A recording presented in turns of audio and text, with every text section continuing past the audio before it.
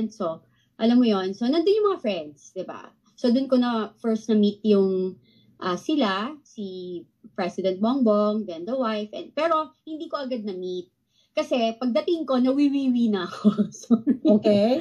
Nawiwiwi ka? Oo. So, I need to, kailangan ko magbanyo. So, sabi ko, Tony Boy, kailangan ko magbanyo. Naiina talaga ako. So, sabi niya, okay. So, parang, I think he asked I don't know kung umalis siya sandali, tapos biglang ginaid niya ako. Tapos, nagsinar ako. So, paglabas ko, wala siya. So, parang saan ako pupunta? So, then, nakita ko, naglalakad si First Lady, papunta. Nakita niya ako. Tapos, sabi niya sa akin, ang sabi niya sa akin, hi! Sabi niya, who are you? Sabi ko, hi, hello. Sabi ko, I'm Kathy. I'm with Tony Boy. Sabi niya, oh, okay. Sabi niya. Tapos sabi niya sa akin, do you want? Do you want? Oo, sabi ko, do you want? So sabi ko, what? Sabi ko, what? What's that? Sabi niya, tapos pinakita lang niya. Then sabi ko, ay no, sorry, I don't do that. Tapos sabi niya, hold on to that. Sabi niya, do you want? So, ikaw ba pumasok sa isip mo, una muna yung tinanong niya, who are you? Ano ba yung manner of speaking ni Lisa? Mataray? Ano ang manner of speaking niya? Mabait? Ano ang ano mo? Yung una, mabait. Siyempre, di ba, parang hi, yung ganyan, jolly, yung ganon, nakasmile, tapos parang do you want? Ganon. Tapos ako, pag tingin ko, kasi alam ko naman na yung ex ko, ginagawa niya yun, di ba? So, so nakita ko yun. Tapos pag tingin ko, sabi ko, sorry, I don't do that. Tapos, so may bit-bit na siya na pulburon? Meron siya. Ano siya, natandaan mo pa kung anong stash box niya, puti, pula, plastic, or what? Hindi ko pero hindi sa plastic. Okay. Hindi siya plastic. Nasa isang lalagyan. Nasa isang lalagyan siya. If I'm not, parang hindi ko alam kung stainless pa yun or ano. Pero hindi sa plastic. Pero hindi gold, hindi gold. So anyway, nung sinabi mo, no, I don't do that, ano ang sabi niya sa'yo? Sabi niya, why are you here?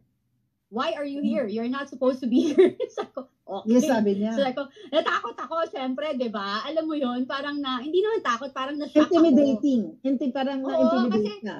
Parang switch of parang, alam mo yung switch ng ugali. Bigla. Yeah. Oo, parang sandali lang, parang hindi ko naman alam kung anong nangyayari dito, di ba? Parang I don't know you guys, parang okay, fine, na-invite and everything, pero parang I don't know, I don't sign up for that, or hindi ko alam kung anong mga kaganapan, di ba? So, yun. So, parang after nun, sinabi niya, why are you here? So, after that, anong ginawa mo? Bumalik ka? Saan ka pumunta? Papunta kay Tony Boy? Nagkaroon pa kayo ng conversation ni Lisa?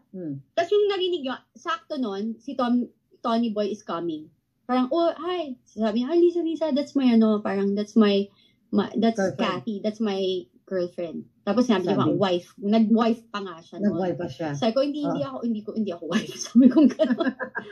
So, syempre, di ba, parang, ayaw mo naman, syempre, baka may mga alta dyan, ha? Teka lang, hold kita. Baka may mga alta dyan na magtataas ng kilay, ha?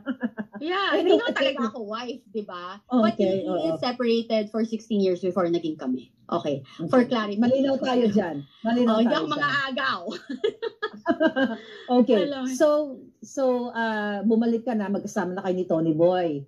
Yeah. Ano yun? May inuman ba? Ano ba yung nangyayari? Yes. Ano bang may inuman. Ganun talaga naman ever since. So, inuman talaga sila. Tas yun, private. And yun nga, parang dun ko lang. Tapos parang I feel awkward na. So parang I let them be. Kasi hindi talaga ako makwento pag di ko close Parang nakaupo lang Siyempre, first time pa lang. Yeah, at saka even kahit na-meet na kita, hindi ako mag-a-approach, nahihiya ako. Ganun yung personality mo. Pero if you start a conversation, I'm confident naman. Pero yung hiya na parang feeling close, hindi ako feeling close na tao. Kaya nga hindi ako lumalabas, hindi rin naman niya ako pinapayagang lumabas or mag-attend. Kasi sabihan niya nga ako before na, huwag ka mag-a-attend ng mga ganyan kasi yung mga tao dyan, yung mga totoo. In fairness naman, alam mo yun. Sinasabihan ka ni Tony Boy Florendo. Yeah, na huwag kang dyan. Kasi mga chismoso. Okay. So, bumalik na kayo sa table na yon, sino-sino yung mga tao doon sa table na yon? Actually, it's not a table We're just walking, tas sofa. Tas umupo lang ako doon, tapos nandun sila, nagkakwentuhan lang sila, ganyan, tas nagiinuman. Yan. Inuman sila. Nagiinuman. So, di ba, since inalok ka ni Lisa kung gusto mo, what do you want? The pulburon. Nakita mo ba during the first time na pumasok ka sa loob ni Marcos Jr. at pumasok ka sa bahay nila na nagsisingot sila doon? Oo naman, kasi sila lang nandun eh. Di ba? Parang tas ako, parang sabi ko pa nga, ayoko dito. Sabi ko, ayoko dito. Sinabi ko kay Tony Boy that time. Tapos, sabi niya, oh, I'm sorry. Kasi bago lang kami. So parang sabi ko, okay. I'm sorry. Sabi niya, okay, sige, alis na tayo. Hindi naman nakakabawas ng pagkatao mo yun eh. Diba? Pero you continue to the reason why I am speaking right now, I don't like kasi what's happening with VP Sara. I'm not close to everybody. I'm not close talaga. I'm not close to Vice President Sara Duterte and everything. I don't need anything. I don't have any business with anyone, both sides. So I'm just a simple Filipino citizen na I always speak the truth. This is my own truth. And alam nila yan na, they can say anything to me. I'm not scared kasi I'm telling the truth. And kapag nagsasabi ka ng totoo, at kapag kakampi mo ang Diyos, walang mangyayari sa'yo.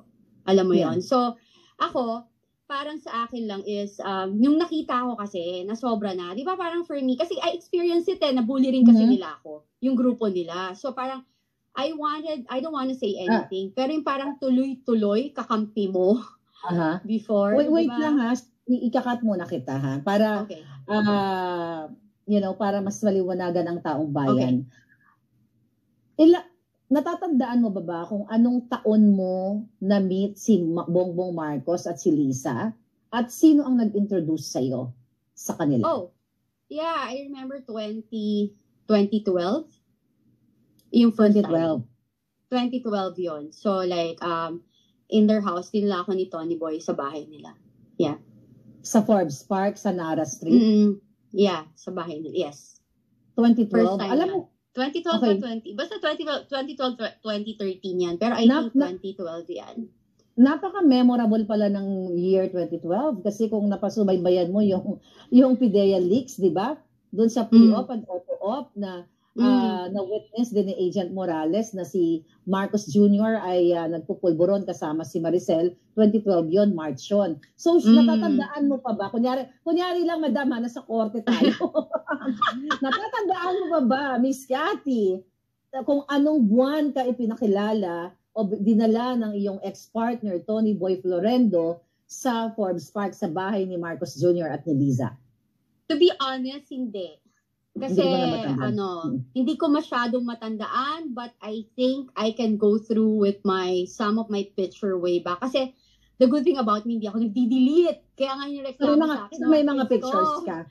Yes. So, okay. Siguro, pero hindi lang ako ma-post kasi. Alam mo yun? I see. Pero siguro later on, baka pwede natin i-post yan. Mahanap. Tayo ready. Yeah. My question is, pero natatandaan mo pa, nung pumasok ka doon sa bahay nila, anong unang-una mong, paano ka na inintroduce ni Tony Boy Florendo sa mga mag-asawang ngagwa? Okay. Ako kasi, medyo mahihain ako sa ganyan. Especially sa, sa alta. You know what I mean? Alta-altahan. Alta-altahan. Kasi, palagi akong nabibiktima. Hindi ko alam bakit. I mean, nabubuli ako. Hindi ko ba kasalanan ba maging cute? Charot. Okay. So, alam mo, ibalik mo kami doon. Gusto kong marinig yun eh. Ibalik mo kami nung time na, first time mo yon na nakapasok sa bahay. First time, no? So nung